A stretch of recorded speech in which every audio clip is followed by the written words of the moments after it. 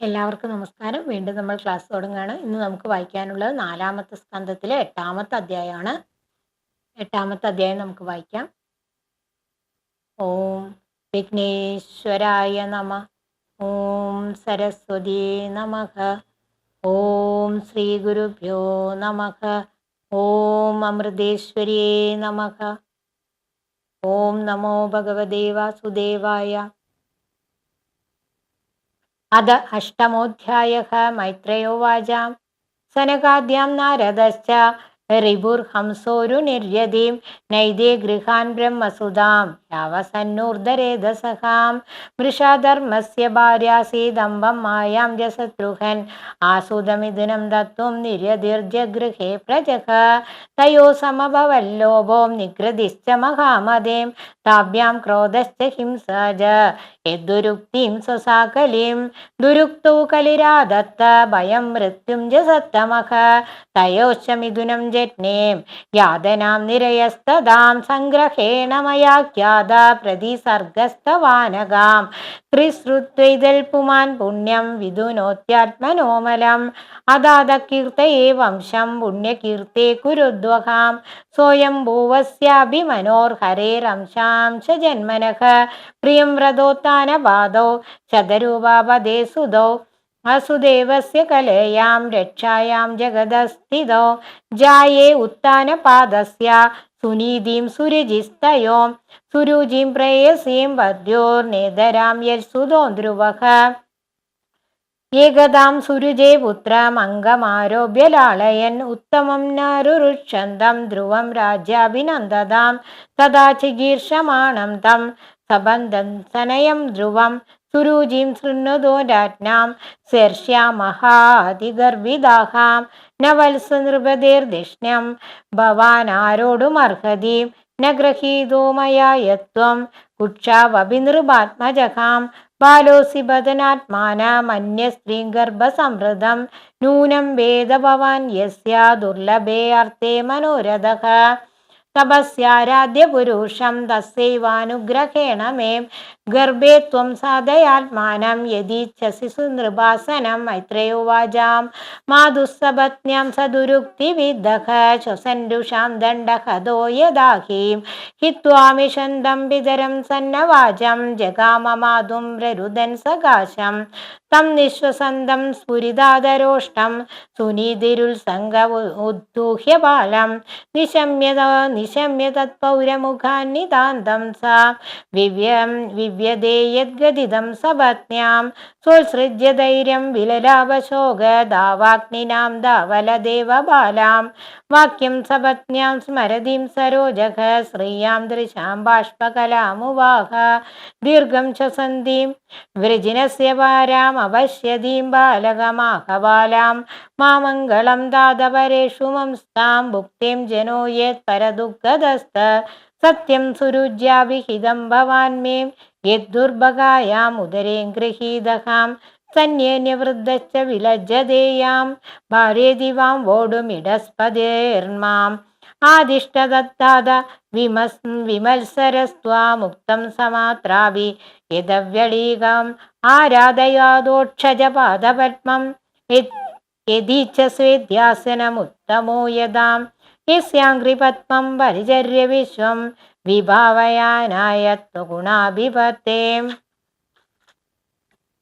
അധോധൃതിഷ്ഠദ്ഖലു പാരമേഷ്ട്യം പദം ചിദാത്മ ശ്വസനാഭിവന്ദ്യം തഥാ മനുർവോ ഭഗവാൻ പിതാമഹോ യമേകമത്യാം പുരുദക്ഷിണൈർമഘേ ഇഷ്ടാഭിഭേദേം ദുരവാപമന്യതോം ഭൗമം സുഖം ദിവ്യമധാപവർഗം തമേവ വത്സാശ്രയ ഭൃത്യവത്സലം മുമുക്ഷുഭിർമൃഗ്യപദാബ്ജപദ്ധതിം അനന്യഭാവേം നിജധർമ്മഭാവിതേ മനസ്യവസ്ഥാഭ്യ ഭജസ്വ പുരുഷം നാന്യം തത പത്മപലാശലോചനാത് ദുഃഖച്ഛിതം തേ മൃഗയാമി കഞ്ചനഹാം യോ മൃഗ്യതേ ഹസ്തഗൃഹീതപത്മയാം ശ്രീയേതരൈരംഗ വിമൃഗ്യമാണയാം മൈത്രേയോവാചാം ഏവം സങ്കൽപ്പിതം മാധുരാകർണ്യാർത്ഥാഗമം വജാം സംനിയമ്യാത്മനാത്മാനം നിശ്ചക്രാമപി ദുപുരാത് നാരദസ്തദുപാകർണ്യാം ജ്ഞാത്വാം തസ്യ ചികീർഷിതം സ്പൃष्ट्വാ മൂർധന്യഗഗ്നേന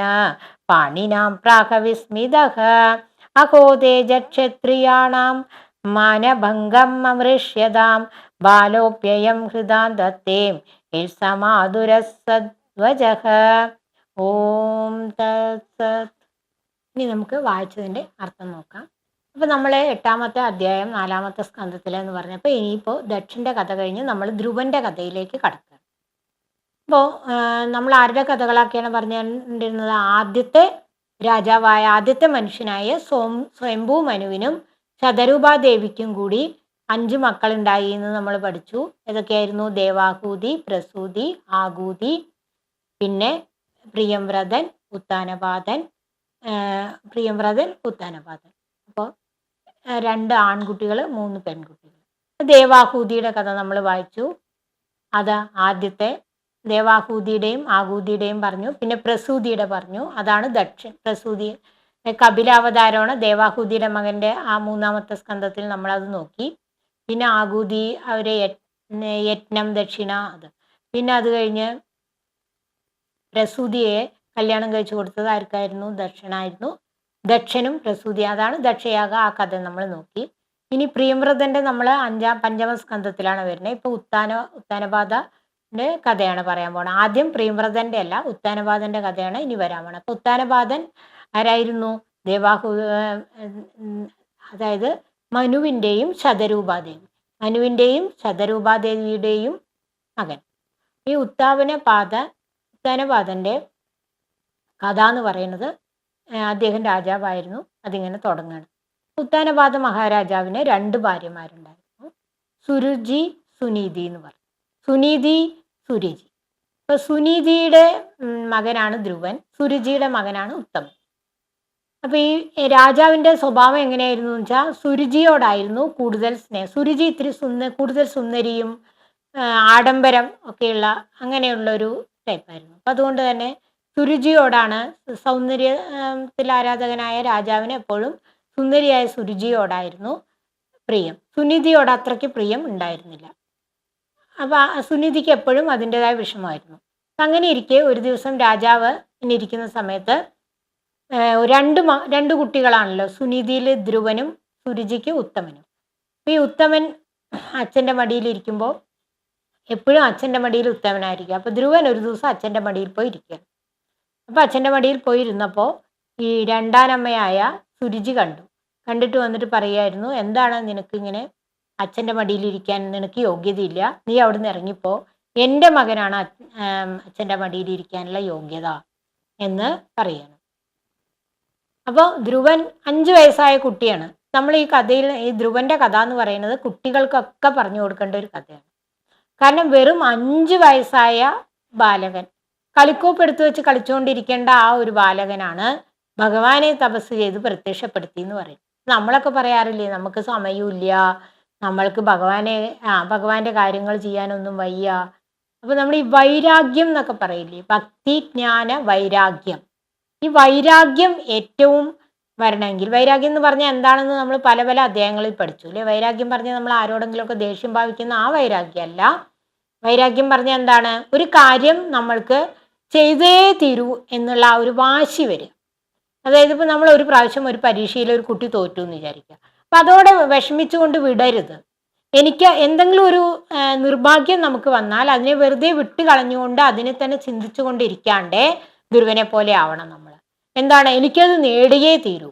നോക്കൂ, ആത്മവിശ്വാസം. 5 വയസ്സായ കുട്ടിക്ക് ദൃഢമായ ആത്മവിശ്വാസം, ഭഗവാനുള്ള വിചാരം, ആ ഭഗവാന്റെ സാധനയിലൂടെ ഞാൻ എല്ലാം നേടിയെടുക്കുന്നുള്ള ആ ഒരു വിചാരം വന്നു. നമ്മളെ കുട്ടികൾക്കൊക്കെ പ്രത്യേകം പറഞ്ഞു കൊടുക്കേണ്ടതാണ് ഭഗവത്ഗീത പഠിക്കാൻ. ഇപ്പൊ ഇന്നത്തെ കുട്ടികൾ നോക്കൂ, ചെറിയൊരു കാര്യം വന്നാൽ, ചെറിയൊരു പരീക്ഷയിൽ തോൽക്കുകയോ അതുപോലെ തന്നെ എന്തെങ്കിലും ഒരു ജോലി കിട്ടാതാവുകയോ, താൻ ആഗ്രഹിച്ചത് നടന്നില്ലെങ്കിൽ ഉടനെ ആത്മഹത്യയിലേക്കൊക്കെ പോകും. അങ്ങനെയുള്ളവരാണ് ഈ ധ്രുവന്റെ കഥ വായിക്കേണ്ടത്. ധ്രുവൻ 5 വയസ്സേ ആയിട്ടുള്ളൂ. എത്ര ബുദ്ധിയോടുകൂടി വൈരാഗ്യം പാലിച്ചു എന്നുള്ളത്. അതായത് ആ ഒരു എന്തൂസിയാസ്റ്റിക് എന്നൊക്കെ നമ്മൾ പറയില്ലേ, അങ്ങനെ ആവണം നമ്മൾ. അതാണ് ധ്രുവൻ. എന്ത് വന്നാലും ഞാനത് നേടിയെടുക്കും. ഇപ്പൊ എന്തെങ്കിലും ഒരു കാര്യം നിങ്ങൾ ആഗ്രഹിച്ചു, ഇപ്പൊ നിങ്ങൾക്ക് IAS നേടണോ, IPS നേടണോ, അതല്ല എന്താണോ നിങ്ങൾ പഠിക്കുന്നത് അതിൽ ഉന്നതമായ വിജയം നിങ്ങൾക്ക് നേടണോ, എന്ത് ചെയ്യണമെങ്കിലും അത് നേരെ വരണം എന്നുണ്ടെങ്കിൽ ഈ ഭഗവത്ഗീത പഠനത്തിലൂടെ സാധനയിലൂടെ നമ്മൾ കുറേ വീഡിയോസ് അതിനെപ്പറ്റി ചെയ്തിട്ടുണ്ട്. അതൊക്കെ നോക്കാം. നിങ്ങൾക്ക് ഇപ്പോൾ ഈ വീഡിയോ കാണുമ്പോൾ തന്നെ ആ വീഡിയോകളൊക്കെ നോക്കാൻ പറ്റുമല്ലോ. അപ്പോൾ അതൊക്കെ എല്ലാവർക്കും അറിയണതല്ലേ. അപ്പോൾ ആ വീഡിയോകളൊക്കെ ശ്രദ്ധിക്കുക. അപ്പോൾ ധ്യാനം, അതുപോലെ ഇവിടെ എന്തൊക്കെയാണ് അത് ഒരിക്കൽ കൂടി പറയും. ഇതിൽ ധ്രുവൻ ചെയ്തത് എന്തൊക്കെയാണ്. അപ്പം ധ്യാനത്തിലൂടെ, വ്രതത്തിലൂടെ, ഇപ്പോൾ യജ്ഞങ്ങളിലൂടെ നമ്മൾക്ക് നേടാനുള്ളതെല്ലാം നേടാൻ പറ്റും. നമ്മൾ നേരത്തെ പറഞ്ഞ പോലെ നമ്മുടെ വിധി തന്നെ നമുക്ക് മാറ്റാൻ പറ്റും. ഇപ്പം ധ്രുവൻ തൻ്റെ വിധി മാറ്റി എന്നുള്ളതാണ്. എങ്ങനെയാ പറ്റുക? അതിനുവേണ്ടി നമ്മൾ ശ്രമിക്കണം. നമ്മൾ കരഞ്ഞുകൊണ്ടിരിക്കാതെ നമ്മൾ ഉയർത്തെഴുന്നേറ്റുകൊണ്ട് അതിനുവേണ്ടി ശ്രമിക്കണം എന്നാണ് നമ്മൾ ധ്രുവന്റെ കഥയിൽ നിന്ന് മനസ്സിലാക്കുന്നത്. ധ്രുവന്റെ കഥ ഏറ്റവും പ്രധാനപ്പെട്ടതാണ്. അമ്മമാരാണ് ഇത് കേൾക്കണമെങ്കിൽ തീർച്ചയായും മക്കൾക്ക് പറഞ്ഞു കൊടുക്കണം. മുത്തശ്ശിമാരാണ് ഇത് കേൾക്കണമെങ്കിൽ തീർച്ചയായും പേരക്കുട്ടികൾക്ക് പറഞ്ഞു കൊടുക്കണം ധ്രുവന്റെ കഥ. വെറുതെ പറഞ്ഞു കൊടുത്താൽ മാത്രം പോരാ, ഇടയ്ക്കിടയ്ക്ക് അത് ഓർമ്മിപ്പിക്കണം. എന്താ പറയുക, ഒരു ഇഞ്ചക്ഷൻ പോലെയാണ്. ഇതൊരു ഇഞ്ചക്ഷൻ പോലെയാണ് ധ്രുവന്റെ കഥ. നമ്മൾ സടകുടഞ്ഞ് എഴുന്നേൽക്കും ധ്രുവന്റെ കഥ കേട്ടാൽ. അപ്പൊ ധ്രുവൻ എന്താ സംഭവിച്ചതെന്ന് നമുക്ക് നോക്കാം. ധ്രുവൻ അച്ഛന്റെ മടിയിൽ പോയിരുന്നു. നമ്മുടെ അച്ഛന്റെ മടിയിൽ ഇരിക്കുന്നത് നമ്മുടെ അവകാശമാണ് അല്ലേ. ഏതൊരു കാര്യവും നമ്മുടെ അവകാശമാണ്. ഇപ്പം നമ്മൾ ആഗ്രഹിക്കുന്നത് ന്യായമാണെങ്കിൽ അത് നമ്മുടെ അവകാശമായിട്ടുള്ള ആഗ്രഹങ്ങൾ തന്നെയാണ്. നമ്മൾക്ക് പഠിക്കാൻ ഒരു കുട്ടിക്ക് വിചാരിക്കുകയാണ് എനിക്ക് IAS എടുക്കണം, അത് അവൻ്റെ അവകാശമാണ്. ഒരിക്കലും അതിൽ നിന്ന് പിന്മാറാൻ ശ്രമിക്കണം. അപ്പം ഇവിടെ നമ്മൾ ആ അവകാശം നേടിയെടുക്കാൻ വേണ്ടി അപ്പോൾ ഇവിടെ ധ്രുവനെ അച്ഛൻ്റെ മടിയിൽ നിന്ന് ഇറക്കി വിട്ടു. ആരെ ഇറക്കി വിട്ടത്? രണ്ടാനമ്മ. എൻ്റെ മകന് മാത്രമേ അച്ഛൻ്റെ മടി ഇരിക്കാൻ പറ്റൂ, നിനക്ക് അച്ഛൻ്റെ മടി ഇരിക്കണമെങ്കിൽ നീ വേറൊരു ജന്മം എടുക്കണം എന്ന് പറഞ്ഞു. എന്നിട്ട് ആ അമ്മ തന്നെ പറയുകയാണ്, നീ വേറൊരു ജന്മം എടുത്ത് എൻ്റെ വയറ്റിൽ ജനിച്ചാൽ നിനക്ക് അച്ഛൻ്റെ മടി ഇരിക്കുക, അല്ലാണ്ട് ഇപ്പം നിനക്ക് അച്ഛൻ്റെ മടിയിൽ ഇരിക്കാൻ പറ്റില്ല എന്ന് പറഞ്ഞു. അപ്പം ഞാൻ അതിന് എന്താ ചെയ്യേണ്ടത്? നിഷ്കളങ്കനായ ആ ബാലൻ ചോദിച്ചു. അപ്പം അമ്മേനെ പറഞ്ഞു കൊടുക്കുകയാണ്, നീ ഒരു കാര്യം ചെയ്യും, നീ ഹരിയെ പോയി ഭജിച്ച് നീ രണ്ടാം ജന്മം എടുക്കുക, എൻ്റെ വയറ്റിൽ ജനിക്കാൻ വേണ്ടി നീ പ്രാർത്ഥിക്കുക, അപ്പം നിനക്ക് അച്ഛൻ്റെ മടിയിൽ ഇരിക്കാൻ പറ്റും. അപ്പം ഭഗവാനെ പോയി ജപിക്കുക എന്ന് പറഞ്ഞു. അപ്പം ആ പറഞ്ഞത് എന്തായി?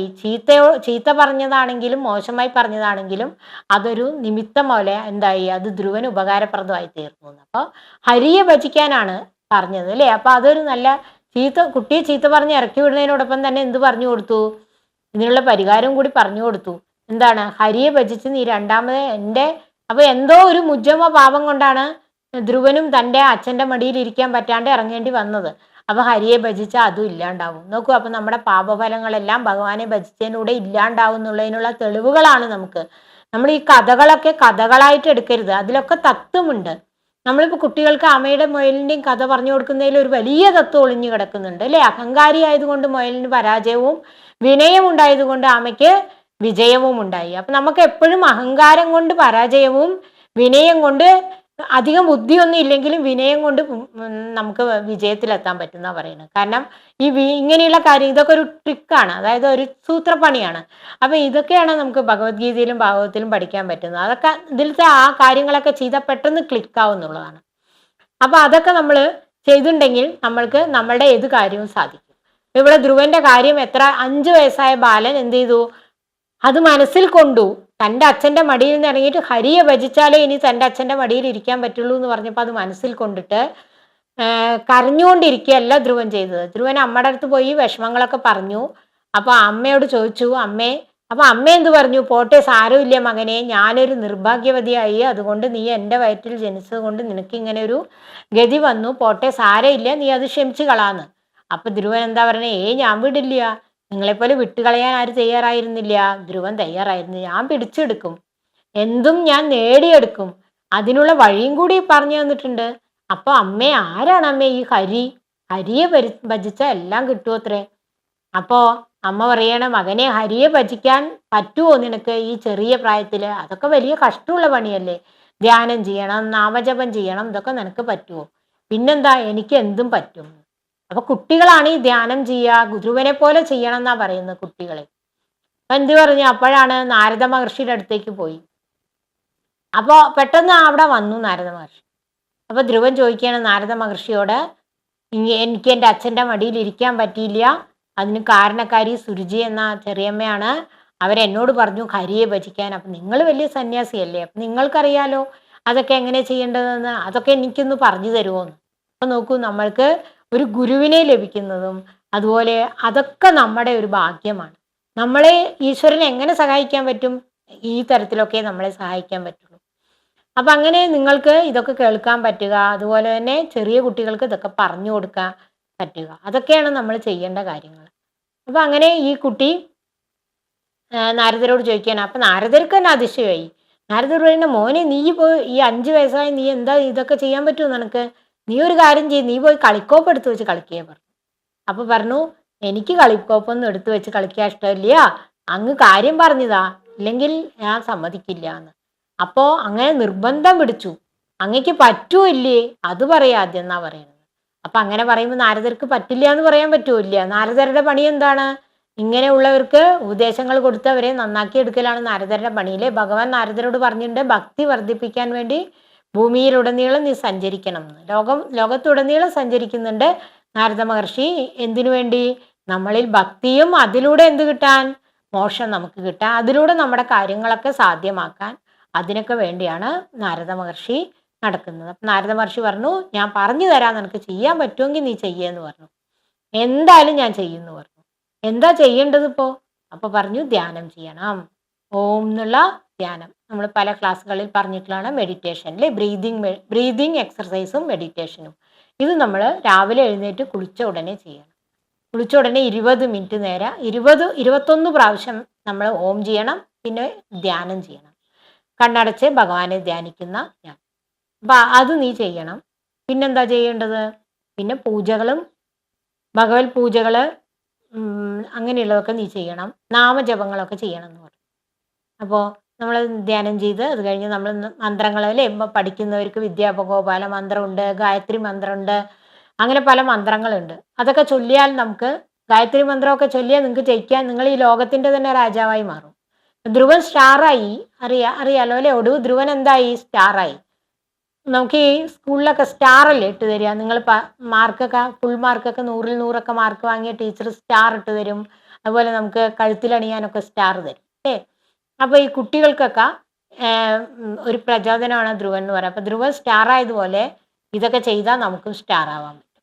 എങ്ങനെ പറ്റും നോക്കാം. സ്റ്റാർ ആവാൻ ഇഷ്ടപ്പെടാത്തവരാരുമില്ല അല്ലേ? അപ്പോൾ അദ്ദേഹം പറഞ്ഞു, നീ ഒരു സ്ഥലത്ത് പോയിരുന്ന് ധ്യാനം ചെയ്യണം, എന്നിട്ട് ഒരേ ഒരു മന്ത്രം ജപിക്കണം. ഏതാണ്? ഇതിലുള്ള മന്ത്രം തന്നെയാണത്. അപ്പം അത് അടുത്തതിലേ വരുന്നുള്ളൂ. അപ്പം അടുത്ത ഇതിലാണ് അത് പറയുന്നത്. അപ്പം അങ്ങനെ എന്ത് ചെയ്യണം? നാമം ജപിക്കണം, പിന്നെ ധ്യാനം ചെയ്യണം, അങ്ങനെ യോഗ ചെയ്യണം, മന്ത്രം ജപിക്കണം, പൂജ ചെയ്യണം. ഇതൊക്കെ ചെയ്യാൻ നീ തയ്യാറായാൽ നിനക്ക് ഭഗവാനെ പ്രാപിക്കാം. അങ്ങനെ ധ്രുവൻ സമ്മതിച്ചു. നാരദ മഹർഷിയിൽ നിന്ന് ഉപദേശം തേടി എവിടേക്ക് പോവുകയാണ്? മധുവനം എന്നുള്ള സ്ഥലത്ത് ധ്യാനം ചെയ്യാനായിട്ട് പോകും. അപ്പോൾ അതുവരെയുള്ളൂ നമ്മൾ ഇത്ര നേരം വായിച്ചതിൻ്റെ